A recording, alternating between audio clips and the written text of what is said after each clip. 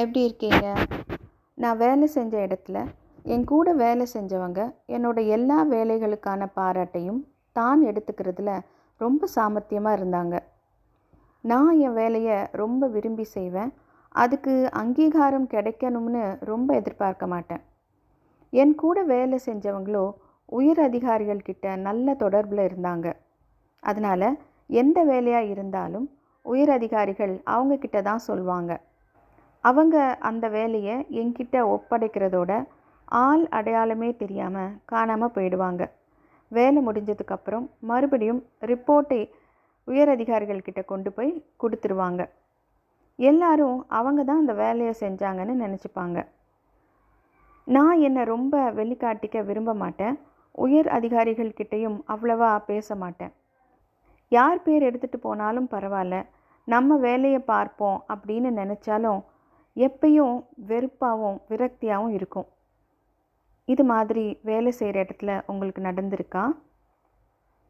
அதுக்கப்புறம் நான் நிறைய சுய ஆளுமை பயிற்சி வகுப்புகளில் கலந்துக்கிட்டேன். மெதுவாக எனக்காக பேசுகிற தைரியத்தை வளர்த்துக்கிட்டேன். அதுக்கப்புறம் இருந்து அவங்க எப்போ என்கிட்ட வந்து வேலையை சொன்னாலும் குதிச்சுட்டு போய் அந்த வேலையை செய்யாமல் அமைதியாக இருக்க பழக ஆரம்பித்தேன். வேலை ஏன் முடியல அப்படின்னு உயர் அதிகாரிகள் அவங்கக்கிட்ட கேட்க ஆரம்பித்தாங்க. வேலை நடக்காததுனால டீமில் இருக்கிற எல்லாரையும் கூப்பிட்டு வேலையை சொல்ல ஆரம்பித்தாங்க. எனக்குன்னு கொடுத்த வேலையை மட்டும் செய்ய ஆரம்பித்தேன்.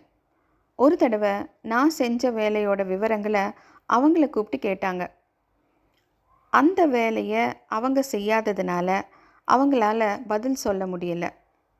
அந்த கோவத்தை வந்து என்கிட்ட காமிச்சாங்க. முன்னெல்லாம் அமைதியாக இருந்தனா இந்த வாட்டி தைரியமாக உயர் அதிகாரிகளுக்கு ஒரு மெயில் போட்டேன். நீங்கள் கொடுக்குற வேலைகளை பெரும்பாலும் நான் தான் செய்கிறேன். உங்களுக்கு அந்த வேலையில் விளக்கம் தேவைப்பட்டால் அதை சரியாக என்னால் தான் சொல்ல முடியும். அதனால் அடுத்த தடவை ஏதாவது விவரங்கள் தேவைப்பட்டால் என்ன கூப்பிடுங்க அப்படின்னு. இது நான் எடுத்து வச்ச மிகப்பெரிய படி. அது எனக்கு பெரிய நிம்மதியை தந்தது. இப்போது எதை பற்றியும் கவலைப்படாமல் நம்ம வேலையை செஞ்சுட்டு சம்பளத்தை வாங்கிட்டு போனால் போதும் அப்படின்னு நினைக்கிறது தப்பு கிடையாது.